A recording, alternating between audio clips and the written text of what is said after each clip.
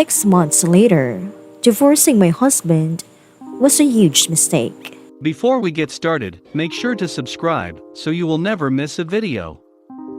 So let's get started. 6 months later, divorcing my husband was a huge mistake. If I could give anyone a piece of advice for divorce, it would be to not do it under normal circumstances. If your spouse is beating you or threatening you or your children, then of course, get out and fast. In my case, there was no abuse. We were together for 80 years, that was mostly good, and we have 4 kids.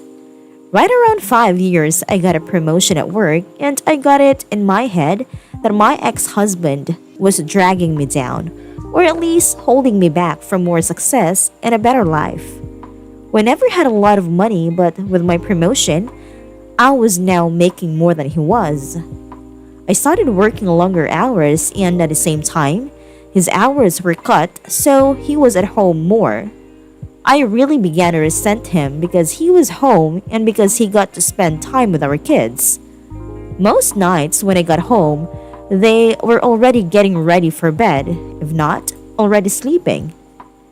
After a few months of my job, it was clear to me that things were not going well at home without me there.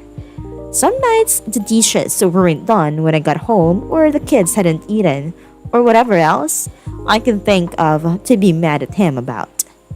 It really didn't matter. He kept saying that he would try harder, but that it was hard being home all the time. That always made me really mad. For the next couple years, things kept getting worse. My hours weren't any shorter, and his were on and off full time. There was no convenient time for him to be working full time because of my hours, but we also needed the money. Whenever he would tell me that he could get extra hours, I would always complain, and the less hours he worked, the more I complained that he wasn't bringing in enough money. Whenever he brought up the contradictions, I would tell him that he needed to figure it out. I knew that it would bother him, so I started saying that a lot and for everything that I could. I really started to resent him, and I pulled away from him. I know that it was hurting him, but I didn't care. If he didn't want to be hurt, then he would at least try to make me happy. I used that same thing to justify when I started to talk to another guy at work. I thought he was just a friend, but talking at work turned into texting at home, and then pictures and videos, and then trying to sneak some alone time with him. I knew that it was wrong, but it made me feel so alive, and my husband had not made me feel like that in years. I was tired of being unhappy, and I was doing this for me. The worst was the night that I came home at a reasonable time and found that he had cleaned the whole house, cooked the whole family dinner, and picked out a movie for all of us to watch together. This would have made me swoon a couple years earlier, but that night, I couldn't even look at him, and I pretended to be sick. I spent the rest of the night in bed while he waited on me and checked on me and even made different food and brought it to me in bed. It made me feel terrible, and then it made me angry that he made me feel that way, and by the end of the night, I was texting with the other guy. Over the next month or two from that night, it did not matter what he did. He was wrong just for breathing most days.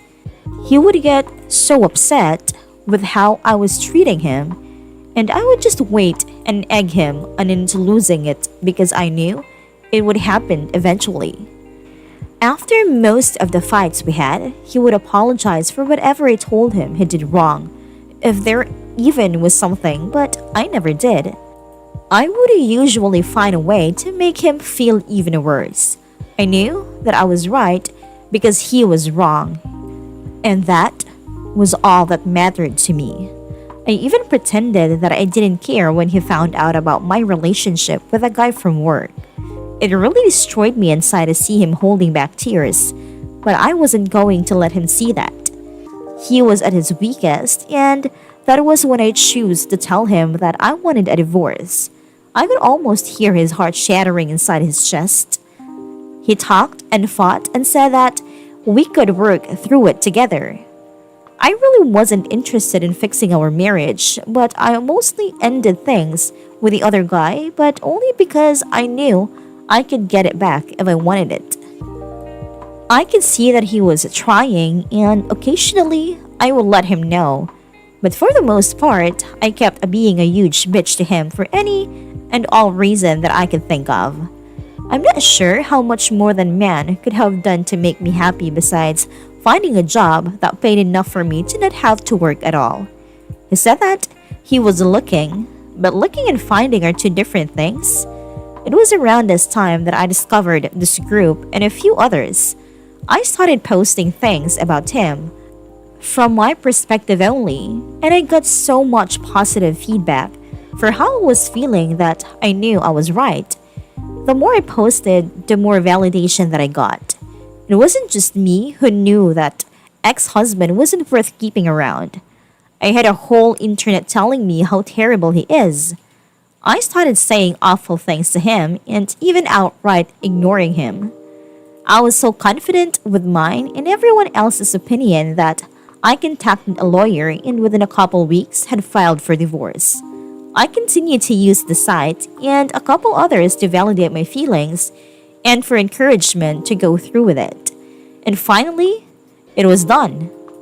It went pretty smoothly. Ex-husband didn't ask for much beside to not get divorced and to try to work it all out. Didn't care about that though. He was broken, but I was free. I could do whatever I wanted without having to feel any guilt or answer to anybody. It was an amazing feeling of freedom. It didn't last long though. In the first month after we moved out, I missed garbage day 3 times. There was also rarely a single clean dish, and the laundry sat in piles so long that I had to start doing the sniff test to see if it could be worn again. I also never saw my kids more miserable. My oldest had seen some of the messages from the other guy months earlier, and she knew that ex-husband still wanted to try to work it out. It didn't take her long to stop talking to me at all, except to say that she wanted to go to ex-husband's house. The others all told me that they wanted to leave with ex-husband too. I did my best to try to make them happy, but I ended up just buying them toys all the time, and the happiness only lasted minutes. I also was having a lot of trouble with work. Being alone, I couldn't work all those extra hours that I was expected to. I finally gave in and started calling my ex-husband to watch the kids. He would always come over as soon as he could, and he always asked me if I needed anything. When I would get home, I would find clean dishes and laundry and even dinner sometimes. He would never say too much after I got home. He would just say to call him if I needed anything and leave. One night, he took out a garbage and brought it to the curb because it was garbage night and I forgot again. He always looked so sad when it was time to go. Finally, after a couple months, my friends convinced me to go out on a date. It was for dinner and a movie, and I was excited and hopeful. But at dinner, I started getting a feeling of overwhelming guilt. I got so bad that I ended up not even going to the movie. A week and about 1,000,000 tears later, I was on a therapist's couch. I told her everything that had happened, started with the promotion that I got at work. She did not agree with me or with any of the encouragement to divorce that I got. I ended up in her office 2 and sometimes 3 times a week, and the more that I talked to proved that I was right, the more that I started to see how wrong I was. It was truly heartbreaking. I don't know if I cried as much in my whole life as I did in the first month in her office. After about $2,000 of therapy sessions, I learned that my ex-husband had his faults, but I figured out that mine were so much worse. I did so many awful things and said awful things that I wouldn't want to be with me, but he did. I still remember him asking me in the meeting with a lawyer to please not go through with it. I did go through with it though. And then later, I bragged on her how great it felt. I was so wrong and now I can see it. A couple weeks ago, I went outside with him when he was leaving the house. I asked him about getting back together. When he looked at me, his eyes were full of tears and a couple went down his cheeks. He told me that he didn't know if he could.